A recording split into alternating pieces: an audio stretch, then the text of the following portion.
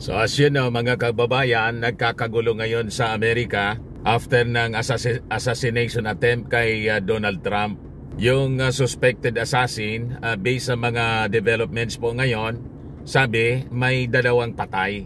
And this time mga kababayan, nagpalabas na ng kanyang statement si Joe Biden at nanawagan siya for unity. Siyempre, yung mga tao sa buong mundo, kanya-kanya pong speculations, just like yung nangyari po dito sa ating bansa nang i-assassinate po si Ninoy Aquino. Ang itinuro agad-agad si dating Pangulong Ferdinand Idrolin Marcos.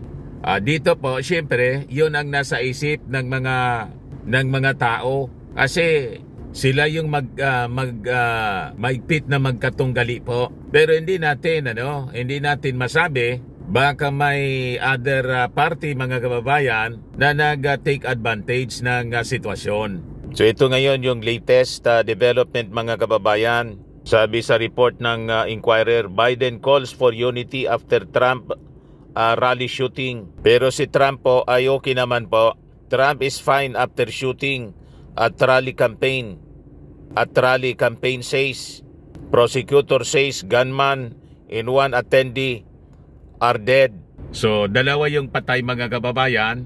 Isa yung sabi, yung shooter mismo. Sunod-sunod yung pagpaputok po mga kababayan. Kaya total chaos yung nangyari doon sa stage. At may isang attendee sa meeting, sa rally ni Trump, ang sabi patay din. And possibly may mga injured po because of this stampede, yung commotion po. So, ito yung image ng pinagtutulungan na si Trump na dalhin papunta sa kanyang sasakyan. Nakataas pa rin yung kanyang kamay. So sabi dyan, Republican presidential candidate former President Donald Trump is surrounded by U.S. Secret Service agent as campaign rally at i-campaign rally Saturday, July 13. So ito yung moment mga kababayan nang mangyari yung assassination attempt kay Donald Trump. That just happened when the former president was speaking at his rally. Let's watch that video.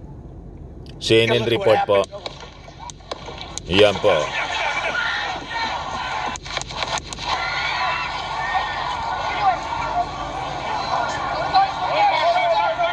Yan ang kaguluhan po. Okay. So what you are watching is video from just a few moments ago when former President Donald Trump was on stage at his rally in Butler, Pennsylvania. You see the Secret Service who were surrounding him. You see how they got him to the ground. After we heard those noises, we don't know what those. Tapos tinaas pa ni Donald Trump mga kababayan yung kamay niya. Nandyan pa si Trump mga kababayan. Nakakover siya. Of that incident. So the former president protected by the US agents at that rally site in Butler, Pennsylvania. Ayan po. Let me get my shoes anya. Sinabi pa niya. Ayan, kinover siya ng secret agents ng Amerika, US secret agents. What his status is, but you see him. Tapos tinaas pa niya yung kamay niya, And you see him doing rallying his supporters. Tapos dinala na pababa sa kanyang sasakyan. For the first time right now, as the former president is led off the stage in Butler, Pennsylvania. Papuntang sasakyan niya. Yan yung sasakyan. And then you see the Secret Service around him. Injured po siya, tingnan nyo, duguan si Trump, pero nakatikom ang kanyang kamoo mga kababayan. Yan po si Donald Trump. Hindi siya nawala ng loob. Hindi natakot si Trump. Hinawakan lang niya dito sa kanyang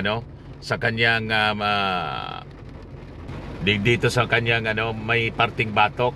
Parang dito yung tama niya sa may tainga, mga kababayan. Sabi dito sa mga balita, suspected shooter at Trump rally dead. Yan po. Pero okay naman po si Trump, sabi dyan Trump is fine, campaign says, after being whisked off stage following apparent gunfire at rally. So ito yung moment mga kababayan, ulitin natin, mas maganda to. Old, that chart. That chart's a couple of months old, and if you want to really see something that's said, take a look at what happened.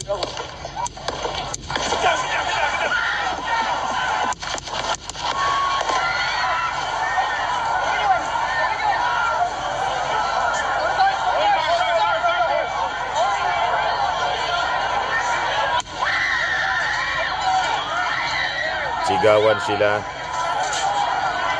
Kinover si Trump ng mga US secret agents.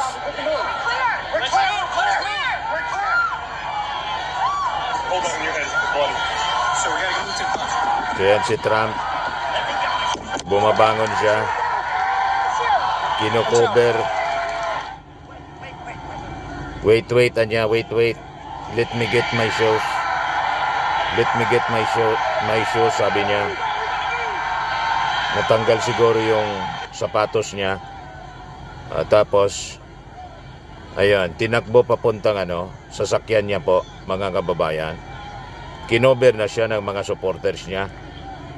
Habang papasok sa sasakyan, mga kababayan. Tapos, binakbaka na din pala ng mga US secret agents. Binaril na rin pala, mga kababayan, yung alleged shooter. So, sabi dito sa balita, right away, si President Joe Biden brief na rin po on the incident. Sabi po ng White House, he received an updated briefing from Kimberly Chittle, the Director of the United States Secretary Service, Homeland Security, Secretary Alejandro Mayorkas, saka po kay White House Homeland Security Advisor Lisa Sherwood Randall. Then yung eldest son ni Donald Trump Jr., nagpost po sa X ng image ni Trump ng kanyang tatay, his fist raised and his face bloody in front of an American flag with the words, "Hell never stop fighting to save America." So he will never stop fighting to save America. Sabi po sa post ng kanyang anak, si Trump Jr. North Dakota Governor Doug Burgum, Florida Senator Marco Rubio, and Ohio Senator J.D. Vance, the three men on Trump's shortlist for Vice President, lahat mabilis na nagpalabas ng statement expressing concern for the former president. Si Pennsylvania Governor Josh Shapiro, na isang Democrat po, kapartido ni Biden, said in statement on X that he had been briefed on the situation and Pennsylvania State Police were on hand at the rally site.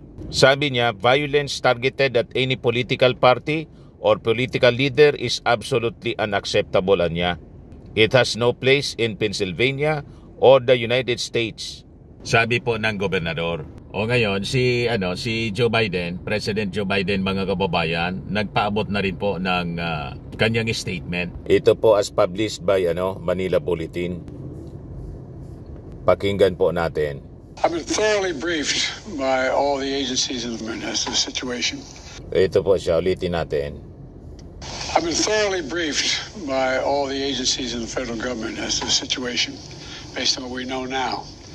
I have tried to get a hold of Donald. He's with his doctors. Apparently he's doing well. I plan on talking to him shortly, I hope, when I get back to the telephone. Look, there's no place in America for this kind of violence. It's sick. It's sick. It's one of the reasons why we have to unite this country. We cannot allow for this to be happening. We cannot be like this. We cannot condone this. And I want to thank the Secret Service and all the agencies, including the state agencies, that have been engaged in making sure that the people we have more detail to come relative to other people maybe injured in the audience. I don't have all that detail. Relative to other people maybe in the audience. I don't have all that detail. We'll make that available to you. I may be able to come back a little later tonight, but we'll put out a statement if I'm not able to if it's not convenient for you all. But the bottom line is that the Trump rally was a rally that he should have been able to be conducted peacefully without any problem. But the idea that there's political violence or violence in America like this is just unheard of. It's just not appropriate. And everybody must condemn it. Everybody.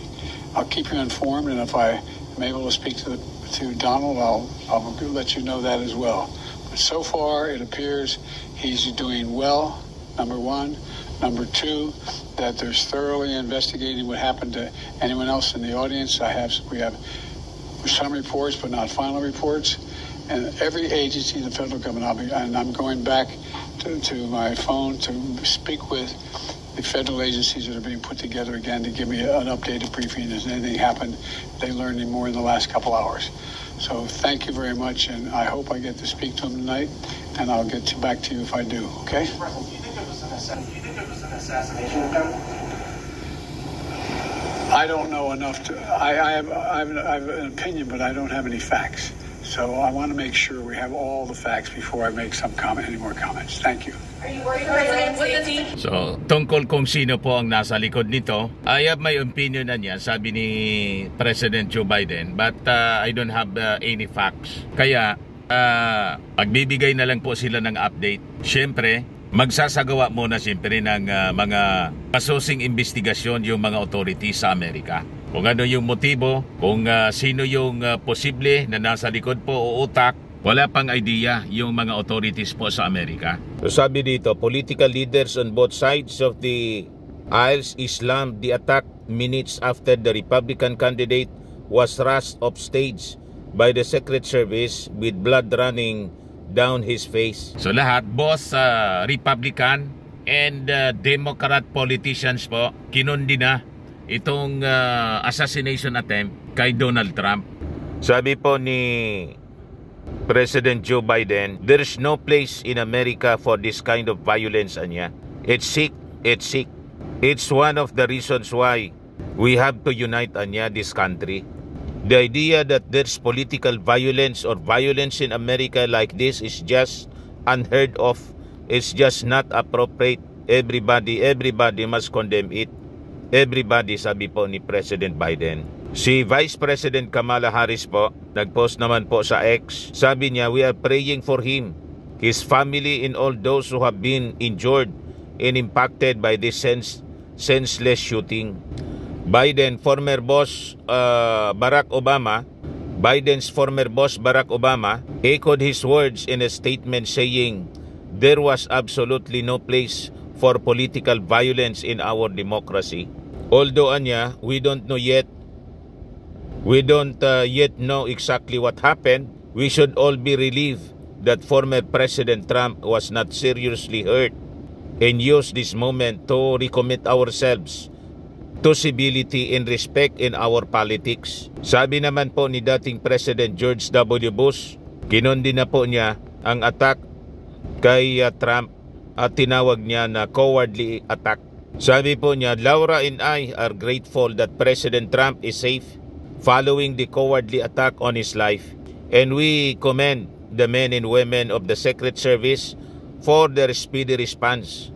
From the Senate naman po, top Democrat Chuck Schumer said he was horrified by what happened at Trump rally. Political violence anya has no place in our country. Sabi naman po ni Republican counterpart Mitch McConnell, tonight anya all Americans are grateful that President Trump appears to be fine after a despicable attack on a peaceful rally. Violence has no place anya in our politics. The House Speaker Nancy Pelosi naman po nagsabi, as one whose family has been the victim of political violence, I know firsthand that political violence of any kind has no place in our society, anya. Sabi ni dating Speaker Nancy Pelosi, whose husband was attacked in a home invasion in 2022. I thank God, anya, that former President Trump is safe. As we learn more details about this horrifying incident, let us pray that all those in attendance at the former President's rally today are unharmed. Yung mga anak naman po ni Trump na nasyak sa nangyari sa kanilang tatay also talk to social media. This is the fighter America needs, sabi po nila. Son Eric Trump wrote above a photo of his father with blood running down his cheek, his fist in the air, in an American flag waving in the background as the Secret Service rushed him from the stage. Donald Trump Jr. posted the same photo, writing on X, he'll never stop fighting to save America. I love you, Dad, today and always, daughter Ivanka posted on X, thanking supporters as well as Secret Service for their quick and decisive action today. I continue to pray for our country, sabi po niya. Si tech billionaire Elon Musk said Saturday that he fully endorses Trump after the rally violence. I fully endorse President Trump and I hope for his rapid recovery, Musk wrote on X as he shared a video of Trump pumping his fist while being escorted away by Secret Service officials. Sabi naman po ni Texas Governor Greg Abbott, had it been less than a half inch to the right, he would not have survived. Sabi po ng Republican Governor. Trump is truly blessed, sabi po niya. Ngayon, yung ating Pangulong Bongbong Marcos, nag-react na rin po. Ayan po yung post niya sa X. Sabi dito sa report ng Philippine Star 36 minutes ago, we condemn all forms of political violence. President Bongbong Marcos offers his thoughts and prayers to former U.S. President Donald Trump after the latter was shot during a rally in Butler, Pennsylvania. Ito po yung sabi ng ating Pangulong Bongbong. It is with great relief that we receive the news that former President Donald Trump is fine and well after the attempt to assassinate him. Our thoughts and prayers are with him and his family. Together with all democracy-loving peoples around the world, we condemn all forms of political violence. The voice of the people must always remain supreme. So, ano niya Mr. Maravillas ang masasabi mo dyan? Nakakalungkot po. At yun nga po mga kababayan, kaya siguro dito sa atin, hindi naging maganda yung naging reactions ng mga kababayan natin. Lalo yung mga congressmen doon sa naging statement po ni Inday na I am appointing myself as a designated survivor. Na parang may nalalaman na pagbabanta sa buhay ng ating Pangulong Bongbong at mga officials ng ating gobyerno. Yun ang naging dating sa karamihan mga kababayan. Sabi ng mga congressmen, that is inappropriate. It is reckless. Para bang may pagwiwis. Yung iba naman, ang reading nila mga kababayan, parang veiled threat yung binitawan ng mga salita ni Inday. Ang latest ngayon po na nagpalabas ng condemnation, si Risa Ontiveros. Yan po yung balita ngayon sa Impact Leadership. Napaka-irresponsable, reckless statement. Yung ginawa ni Inday na sabi, joke man lang daw yun. Yun ang reading ng iba. Pero si Inday, hindi man niya sinabi na joke man lang niya yun. Di ba? So sabi po ni Risa Ontiveros, napaka-irresponsable, reckless statement. Senate Deputy Minority Leader Risa Ontiveros criticizes Vice President Sara Duterte's designated survivor remark after Duterte confirmed she would not attend President Ferdinand Marcos Jr. 3rd SONA, State of the Nation Address or SONA. Sa interview po ng DWIC kahapon, sinabi ni Ontiveros, she expressed concern over the implications of Duterte's statement. She questioned its potential threats and emphasized Duterte's responsibility to set a respectful example for her government colleagues. Ontiveros described the remark as reckless and irresponsible coming from one of the country's highest ranking officials, especially given the significance of the SONA. Yan po sabi niya, napaka-irresponsable niya. Reckless statement ng isang pangalawang pinakamataas na opisyal ng ating bansa na dapat nagbibigay ng magandang halimbawa ng respeto sa kapwa na katrabaho niya sa gobyerno at respeto sa isa sa pinakamahalagang gawain ng Kongreso taon-taon. Kita ninyo mga kababayan? Kung isipin po, si Risa Ontiveros, dilawan, kritik ng ating Pangulong Bongbong Marcos. Pero si Inday po, ka-unit team, nang humiwalay, ganito na po, mga kababayan, yung kanyang mga pinagsasabi. Irresponsible and reckless, mga kababayan. At sabi ng iba, it's a veiled threat niya na pinalalabas. Parang lumalabas, talagang si Inday po at ang kampo niya atat na pumalit sa ating Pangulong Bongbong. Di ba po? Ayan man lang po ang ating short video ngayon. Ako po si Dante Maravillas. Bye-bye. God bless.